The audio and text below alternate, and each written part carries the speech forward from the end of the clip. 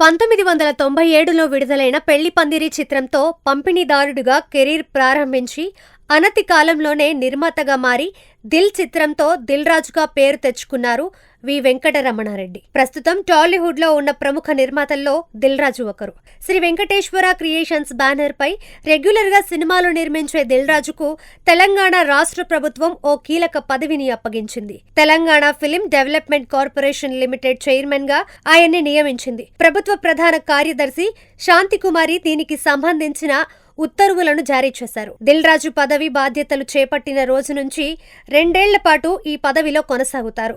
గత 35 సంవత్సరాలుగా తెలుగు చిత్ర పరిశ్రమలోనే ఉన్న దిల్ రాజు ఇండస్ట్రీని మరింత అభివృద్ధి చేసేందుకు కొన్ని ప్రణాళికలు ముందుగానే సిద్ధం చేసుకున్నట్టు తెలియజేశారు.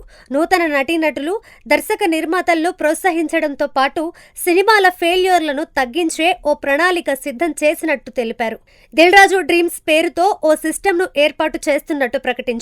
దీని ద్వారా ఏడాదికి 5 సినిమాలు నిర్మించాలని ప్లాన్ చేశామని చెప్పారు. దీనికి సంబంధించిన వెబ్సైట్ ను ఈ నెలలో కానీ వచ్చే ఏడాది జనవరిలో కానీ ప్రారంభించే ఆలోచనలో ఉన్నట్టు తెలిపారు.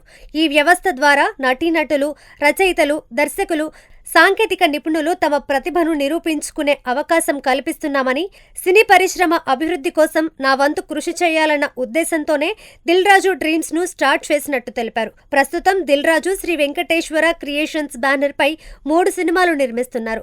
రామ్ చరణ్, శంకర్ కాంబినేషన్ లో రూపొందుతున్న గేమ్ చేంజర్ చిత్రం సంక్రాంతి కానుకగా జనవరి 10న విడుదల కాబోతోంది. ఈ సినిమాతో పాటు వెంకటేష్, అనిల్ రావిపూడి కాంబినేషన్ లో దిల్ రాజు నిర్మిస్తున్న సంక్రాంతికి వస్తున్నాం చిత్రం కూడా సంక్రాంతి కానుకగా జనవరి 14న రిలీజ్ చేస్తున్నారు. నితిన్ హీరోగా, వేణు శ్రీరామ్ దర్శకత్వంలో రూపొందుతున్న తమ్ముడు చిత్రానికి కూడా దిల్ రాజు నిర్మాతగా వ్యవహరిస్తున్నారు.